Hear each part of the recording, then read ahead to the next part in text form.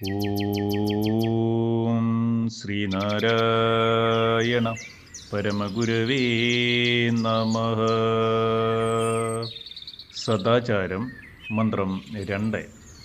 ധർമ്മം ജയിക്കുന്നു, സത്യം ജയിക്കുന്നിങ്ങു സർവദാ, അധർമ്മവും ജയിക്കുന്നില്ല അസത്യവുമൊരിക്കലും. ഓം ശ്രീനാരായണ പരമഗുരവേ നമഃ. ഓം ശുഭദിനം, സുപ്രഭാതം.